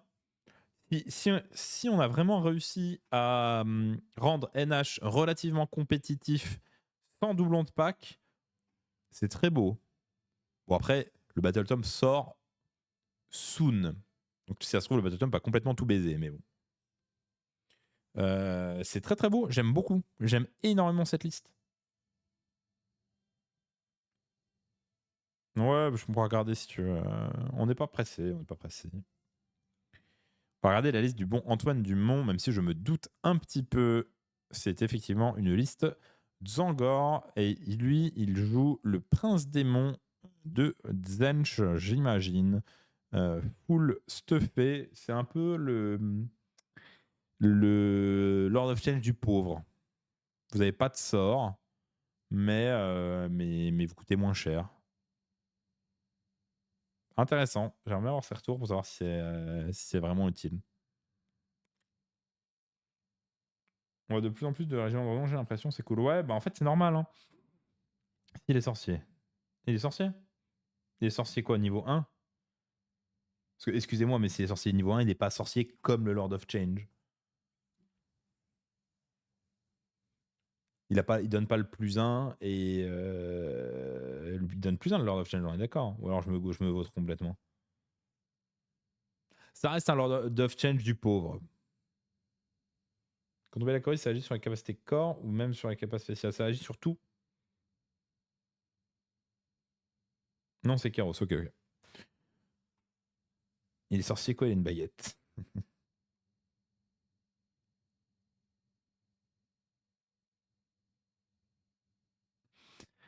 Euh, Donc c'est intéressant, je serais intéressé d'avoir son retour là-dessus pour savoir s'il trouve que ça vaut le coup de... Je crois que le Lord of Change fait 110 points de plus, donc gagner ses 110 points pour rentrer d'autres trucs. Très intéressé d'avoir ses retours là-dessus. Ou même de le rentrer tout court. Mais Illusionniste et la Weird Flame Blade, ça reste très très bon. C'est fort son prince démon, je perds ma seule partie contre lui. Ok. Ah, t'as perdu ta seule partie contre Antoine Dumont. Tu n'as pas à rougir. Il en pense que du bien. Ok, ok, très cool. Par contre, Twilight Sorcery, c'est Palisade Geminids et un autre truc. Je suis étonné qu'il joue pas le sigil. Le sigil, c'est vraiment golden. Ah, les portes, les miroirs, mais avec le lock, tu payes l'arrêt de ramener les démons, c'est vrai. Je suis vraiment surpris. J'ai vraiment tendance à penser que le sigil est meilleur.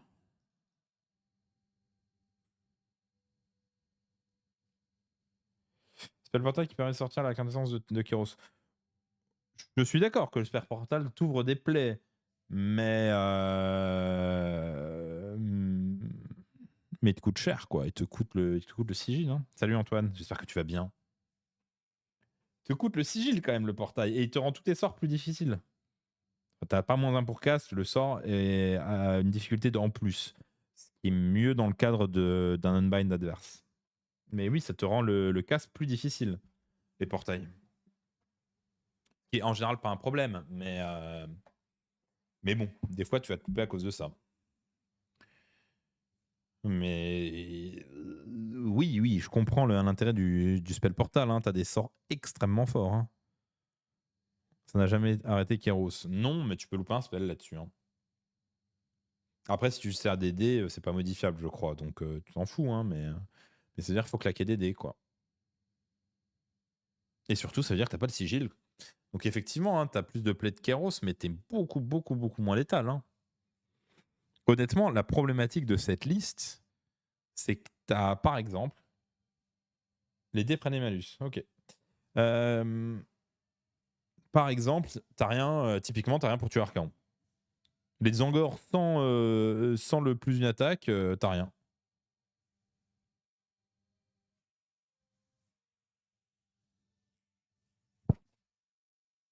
Je te remercie pour le ticket de sous-marin. Mais il y avait combien de golden tickets à Steven pour que vous en ayez tous eu? C'est stylé que vous en ayez eu, hein. Très très stylé. Mais il y avait masse golden. Sigil est tellement gamble. Oui et non, hein, tous les buffs sont bons. Quasiment tous les buffs sont bons. Hein. Deux. Ok, ok. Quasiment tous les buffs du Sigil sont bons, soyons honnêtes. Hein, sur les Zangor, quasiment rien acheté. Hein. Il y en avait deux pour Polego. Ok, ok. Bravo à eux.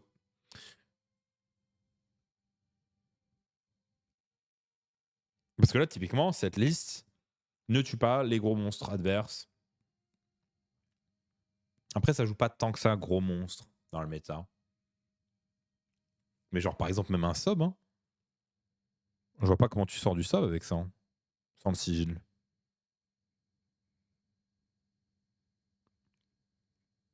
Après, j'avoue que le sub, il a pas trop d'armure contre toi, mais bon. Oh, c'est chaud, hein. Un sub en moins 1 bless, il rigole pas. Oui, oui.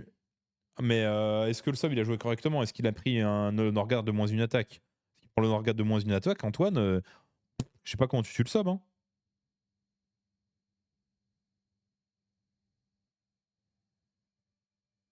Est-ce qu'il a pris cette honor guard là? C'est tout ce que j'ai besoin de savoir. Est-ce qu'il a pris le moins une attaque? Parce que le moins une attaque, ça te divise par 2 ton DPS. Hein. C'est.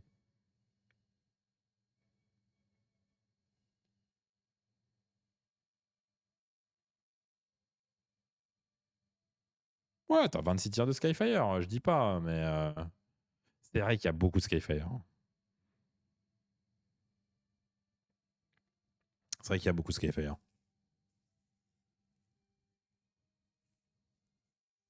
Puis Price Beast.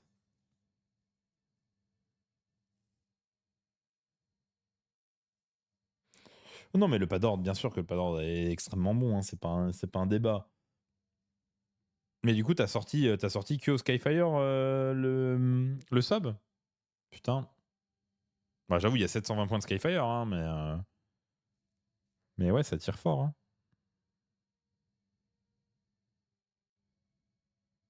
Mais j'avoue que les 720 points de Skyfire font peur. Hein. Ils font très très peur.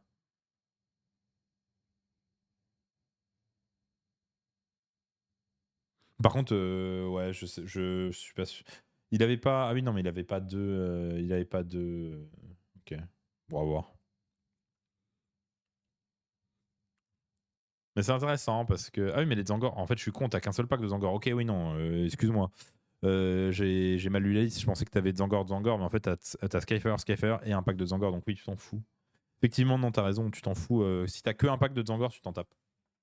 Je suis d'accord avec ton analyse. C'est juste que bah, tout ton DPS, c'est du tir, quoi. Vraiment, tout ton DPS, c'est du tir. Il y a des maps où ça peut être compliqué, hein.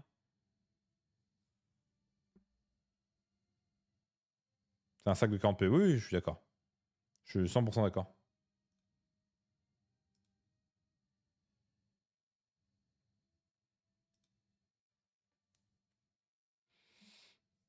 C'est très intéressant comme liste, mais c'est très map dépendant, quoi.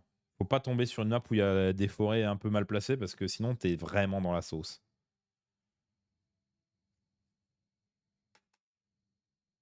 Mais c'est intéressant, très intéressant. Et puis j'avoue que les portails, ça surprend toujours. Hein. T'arrives, tu te prends un pas d'ordre T1, t'es en mode c'est dur. La vie est dure.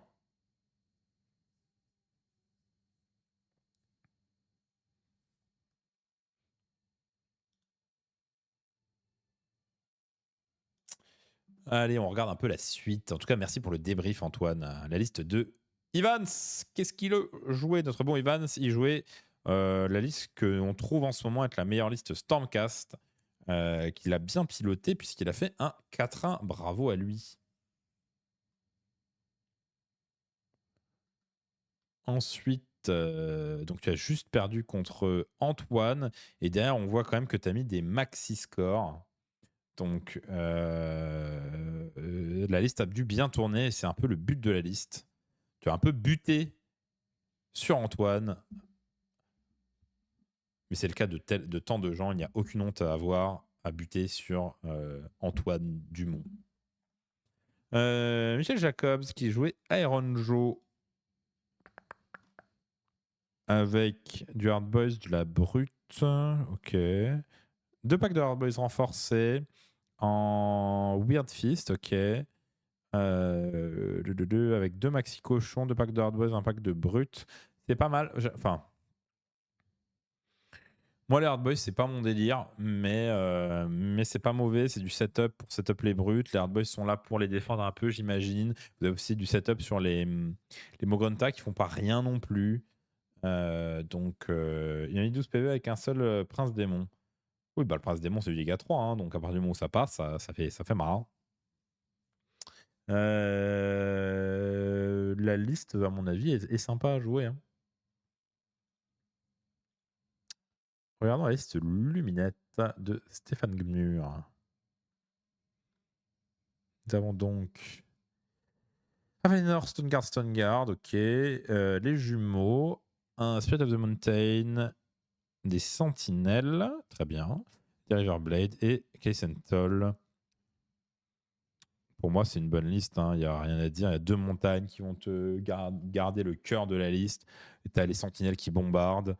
En grosso modo, tu as énormément de tanking et des sentinelles qui bombardent. Et puis ça tape quand même. Hein. C'était quoi la liste Zench en 3 de mémoire, c'était très classique, hein, la liste Zench en 3. C'était la double pigeon, je crois. Hein. Ouais, c'est ça. Double pigeon, rien à dire. Salut la Scapsidi. Toc, toc, toc, toc, toc. Pif, deuxième luminette. Est-ce qu'il a fait le même choix d'avoir un board très très tanky? Pas du tout. Très intéressant. Il joue 30 Blade Lords, 40 Sentinelles. J'aime pas du tout. Ça veut pas dire que c'est pas bon, hein. J'aime pas du tout. Déjà, pourquoi? Parce que les sentinelles sont extrêmement bonnes lorsqu'elles prennent le Power Wish. Vous n'en avez qu'une seule qui peut prendre le Power Wish. Ceci étant, c'est pas mauvais non plus. Ça veut dire qu'à votre tour, vous faites une chier de tir. Derrière, les Blade Lords peuvent double activer et faire une chier de mortel. C'est très, ouais, très létal, mais ça peut mourir assez vite, hein. Attention, hein. Rip Ogre, on les cherche, c'est vrai. Ogre mérite un peu d'amour comme Cruel Boys. Après, Ogre mérite de l'amour, sauf pour les Stonehorn. Ça, il faut que ça prenne un nerf dans la tronche. Mais ouais, Ogre et KB, faut que ça bouge un peu, quoi. Trop fun, la liste de Stéphane. Celle-là? Non, c'est la liste montagne et sentinelle. Ouais, c'est ça. Ouais, c'est pas trop mon style de jeu, mais je comprends complètement. Je suis pas fan du tout, je trouve ça très gamble comme liste. Après, les sentinelles, ça fait mal, ça fait très très mal. Mais j'aime pas les 30 Blade Lords. Ça tape, il n'y a, y a pas de problème, ça tape très très fort. Enfin, ça fait beaucoup de mortels. Mais si vous tombez sur, par exemple, du Nurgle, vous tombez contre un mec qui joue Putride, bah bonne chance, hein. C'est lose. C'est quasi auto-lose. Les Sentinelles, vous tomberez jamais un pack de Blade King. Les Blade Lords, ouais, si vous envoyez 2 packs et que vous double activez, vous allez peut-être tomber un pack de Blade King. Et encore, même pas sûr. Et derrière, vous faites défoncer. Donc, pas fan. Après, bon, Blade King, c'est fort contre tout. Donc, pas trop de débat là-dessus. On a un Flesh Eater court qui arrive 10e avec Ushoran, Aurore, Maro Scroll, Morbeg Morbeg, Cardinal, Aurore, Royal Wistfire. On a quand même 4 unités d'impact. Donc ça fait un petit peu peur. Si je compte, et 5 si on compte Ushoran dedans. Et Dieu sait que Ushoran tape. Maintenant, c'est quand même des unités un peu fragiles. On a 2 Aborants et un Maro Scroll.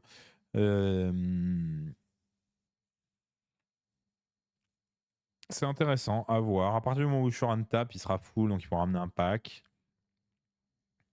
Mais sinon, après, c'est du fake. Ça reste bon sur plein d'objets. Ça joue quand même aussi sur peu d'objets. Donc, ça joue partout, fake, hein. C'est vraiment pas mauvais. On peut faire un peu ce qu'on veut. C'est vraiment bon. Donc, je suis pas étonné que ça se passe très bien. Niskaven, on va regarder un petit peu. Ça m'intéresse. Il avait fait 9e, pardon, je crois. Non, il avait fait 10e. Ah, il y a 2 10e ex aequo, pardon. Une liste Skaven, Tankol, Doomflayer, c'est du one drop. Intéressant, on a Tankol, Doomflayer, Rattling Gun et 2 packs de Stampfin renforcés. C'est très, très, très, très, très gamble comme liste. J'aime pas du tout parce que vous tombez contre le mauvais adversaire, c'est lose. Vous tombez contre un one drop qui vous donne le tour, c'est finito pepito. C'est vraiment, vraiment, vraiment pas simple. Vous n'avez aucun cordon. Vous allez vous faire laved à la vitesse de la lumière. Pas fan du tout. Après, il parie bien sûr sur le fait qu'il ne tombera pas contre un one drop. Il y en a très peu dans la méta. Donc c'est un pari qui peut s'avérer payant en solo. Mais même contre un 2 drop, j'ai quand même l'impression que si la personne se setup bien, tu peux jouer contre ça. Et du coup, bah ouais, je suis pas très très fan. Bon, on va s'arrêter là pour le tournoi. En tout cas, un grand bravo à Hugo et à Ivans qui font 2e et 6e dans un tournoi de 117 personnes. Bravo eux qui sont dans le chat. Est-ce qu'on a d'autres gens qui sont dans le chat qui ont joué et qui veulent qu'on regarde leur liste? Si c'est le cas, je peux aller les regarder. Si vous me dites maintenant. Bravo à Antoine aussi, hein, bien sûr, qui est dans le chat et qui a fini 5e. Et à Spi qui a fini malheureusement un peu plus bas puisque Archaon Bellacor s'est fait un peu saucer Fini 50e dans un joli 3-2 qui a fait l'inverse du sous-marin, quoi. C'est-à-dire que il est arrivé en top table, chaud comme une baraque à frites, et il perd de 2 points sur Scorchers, ce qui est pas étonnant du tout. Toi, une liste OBR à conseiller pour du solo. On a vu quelques-unes de mémoire des listes OBR. On va voir un peu ce qui était joué ici en OBR. Putain, c'est marrant le downfall d'OBR alors que l'armée est pas mauvaise, hein. Mais les gens ont juste arrêté de la jouer, quoi. Attendez. C'est très marrant. Putain, on n'a pas d'OBR dans les 64 premiers? Putain.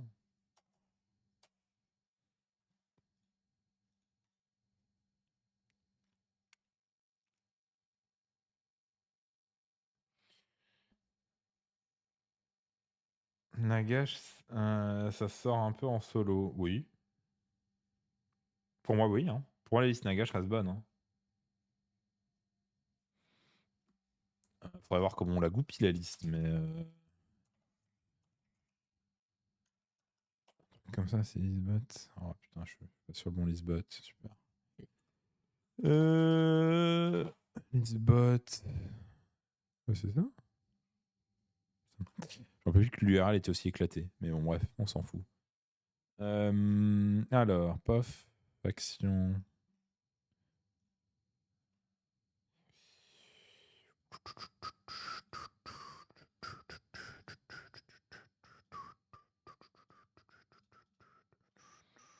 Alors, qu'est-ce qu'on fait? On peut faire ça.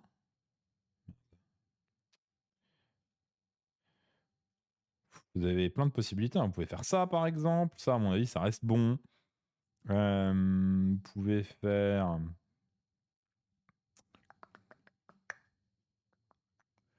Lige, non, Lige permet rien rentrer, malheureusement. Le Lige bloque vraiment toutes les entrées. Mortegarde, c'est 120. Sinon, vous pouvez faire ça. Pof, pof, pof. Après, vous avez 500 points en 2 drops. C'est à vous de voir ce que vous voulez faire des 500 points en 2 drops.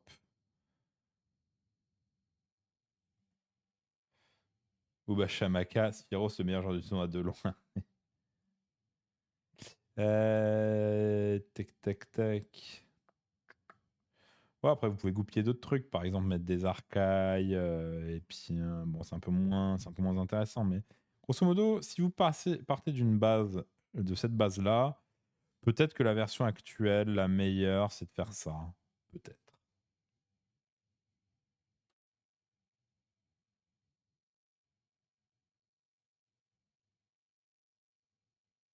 Ouba le gagnant du tournoi sous pseudo. C'est toi, Paul? Bravo à toi.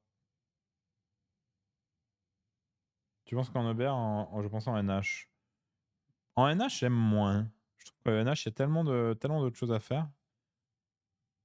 Mais bon. Bref. En tout cas, bravo à toi, Boba Shamaka, si c'est bien toi, Paul, le premier. Un immense bravo. Pour le Golden Ticket. Paul Dame. Pour le Golden Ticket et la perf en flèche hitter courte, bien sûr. On a regardé ta liste juste avant. On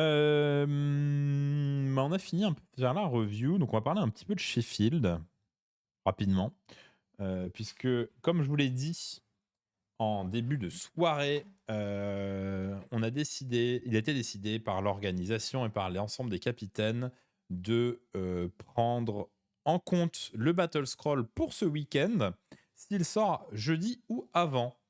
Donc ce que ça veut dire, c'est que comme nous, on décolle le vendredi matin, il faut qu'on fasse la liste littéralement jeudi soir. Donc c'est très fun. Après, nous, on a déjà notre roster, entre guillemets, et ensuite, il faudra adapter en fonction des changements de points éventuels, des changements de règles éventuels. Dans le roster de ce week-end, nous avons, parmi les classiques et connus, nous avons donc Martin. Nous avons également Romain Hooters, moi-même et Thomas Afok qui est dans le chat. pour les 2 derniers joueurs, nous avons décidé d'emmener cette fois-ci Hugo, qui est dans le chat, qui a fait 2e au Gauntlet, et Ivans, qui est dans le chat également, et qui a fait 6e au Gauntlet. Donc voilà la team de 6 de ce week-end. Je vous tiendrai bien sûr au courant sur l'Instagram Nine Inch Baguette. En ce qui concerne le roster, pour le moment, nous sommes partis sur ramener ma liste Archaon. On verra s'il y a des changements de points. Martin n'est pas sûr, mais il y a un monde où il ramène Sylvanette ou il m'a dit quoi, Sylvanette, Zench ou Luminette, à voir. A priori, Romain ramènerait Stormcast, mais on a très peur d'un nerf, donc il est possible qu'on ramène autre chose.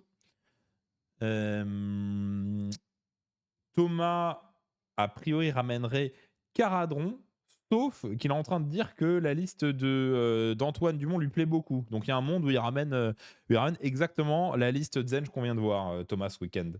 Donc s'il a envie, bien sûr qu'il pourra ramener la liste là. Ensuite, nous avons Ivans qui va venir en Daughter of Cain, à moins de gros changements dans le roster. Par exemple, si jamais Robin se dit qu'il veut jouer Luminette et que Ivans veut jouer Stormcast, on pourra faire des swaps. Mais on part pour le moment sur Ivans en Daughter of Cain. Et on a Hugo qui, a priori, jouerait aussi Arc, à moins qu'il y ait encore des changements dans le roster.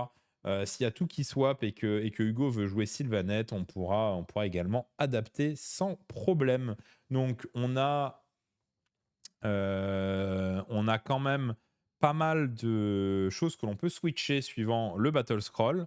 Donc ça, c'est très intéressant. Les seules listes lock, et encore je dis lock, mais c'est rien de sûr puisqu'on n'a pas le Battle Scroll, ça serait Archaon parce que moi j'avoue que je kiffe trop la jouer. Et en dehors de ça, on a tout qui peut un petit peu bouger. Voilà un peu où on en est. On va attendre le Battle Scroll et ensuite on prendra des décisions. Si jamais Thomas il a envie de jouer Zench, il n'y aura pas de souci, il jouera Zench, sinon il jouera Caradron. Du côté Romain, ça va attendre le Battle Scroll pour savoir ce qu'on fait de la liste Stormcast. Et ensuite, si jamais il décide de jouer Stormcast, on aura Martin qui pourra jouer LRL ou Sylvanette, sauf si Hugo a envie de jouer Sylvanette. Enfin bref, vous voyez, tout ça, ça va bouger un peu, mais vous avez une première idée du roster qu'on a envie d'emmener. On n'y va pas forcément avec le roster le plus opti à 6, pas comme ce qu'on a pu essayer d'emmener au Danemark. Les raisons sont multiples. De 1, moi j'aime bien quand on va entrer en équipe également contenter les envies des joueurs. De 2, on y va avec un nouveau Battle Scroll, donc c'est une belle occasion d'essayer des choses. De 3, les équipes présentes, il y aura des équipes de niveau moyen plus, il n'y aura pas des équipes de niveau international. Donc on va se permettre de ramener des choses peut-être moins optimisées, même si on vise toujours de gagner l'événement. Le plus important là pour moi, c'est de découvrir le Battle Scroll, de découvrir également aussi comment chaque joueur, et notamment ceux qu'on connaît moins, comme Nivans et Hugo, comment chaque joueur joue dans les conditions de team et dans les conditions qu'on va pouvoir leur donner, qui n'est pas toujours idéal, hein, puisque dans la team, vous savez qu'il y a des gens qui sont un petit peu sacrifiés, il y a des gens qui doivent jouer sur d'autres choses, donc ça, on fera le point ensemble pour que ça soit raccord. Et du coup, dans ce contexte-là, c'était aussi important que chacun puisse jouer les listes qui lui plaisaient, tout en ayant bien sûr un objectif compétitif en tête. Donc c'est un peu ça l'objectif. On n'y va pas forcément, comme dit, avec le roster le plus opti, mais on y va quand même pour gagner le tournoi, bien sûr, et surtout, et comme toujours, pour prendre beaucoup de plaisir. Donc voilà un petit peu. On vous tiendra au courant des listes finales. Je vous les posterai sur Insta quand on aura décidé post-Battle Scroll de ce qu'on décide de ramener.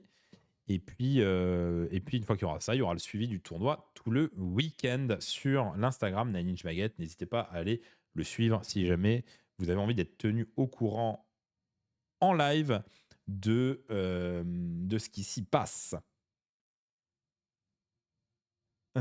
Voilà, grosso modo. Donc on y va pour défendre la France, bien sûr, pour montrer que il y a du niveau en France et aussi pour montrer des choses un petit peu différentes. Donc On est très très content.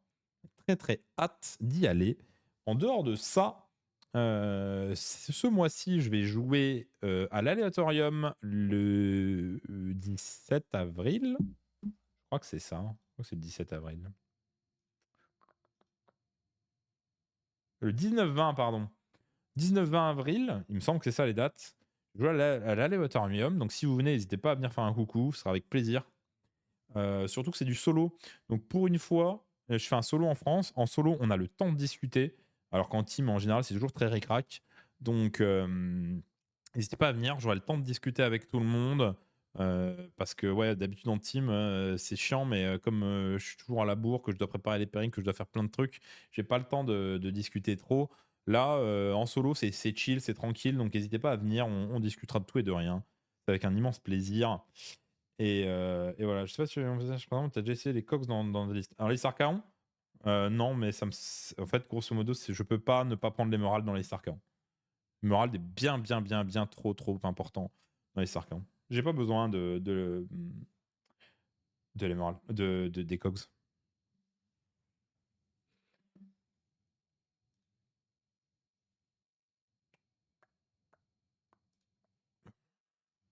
Donc voilà. Grosso modo, pour les news. Pour rappel, du coup, en fin de semaine, mercredi, s'il y a eu Battle Scroll, on fait Battle Scroll, sinon on fait Heavy Meta. Jeudi, si le Battle Scroll n'est pas mercredi et jeudi, on fera l'analyse du Battle Scroll, sinon on fera le Heavy Meta si jamais on a fait l'analyse du Battle Scroll mercredi. Donc important, on se retrouve mercredi soir vers 20h. J'espère pour le Battle Scroll, pour un gros Battle Scroll, on espère, avec toutes les implications que ça a. Et ensuite, si jamais c'est le cas, le lendemain, on se retrouvera avec Martin pour faire le débrief de l'impact du Battle Scroll sur la team et du coup sur les Worlds. Ça va être une grosse semaine. J'ai très très hâte de voir ce que nous réserve Games. Et sur ces bonnes paroles, je vais vous souhaiter une excellente nuit et je vous dis à mercredi. Merci beaucoup pour les subs, merci beaucoup pour les viewers. Merci Chevalier Hors Azur pour le 3e mois de tier 1. Merci infiniment. Merci d'être là et je vous dis à mercredi. Plein de bisous, bonne soirée, ciao.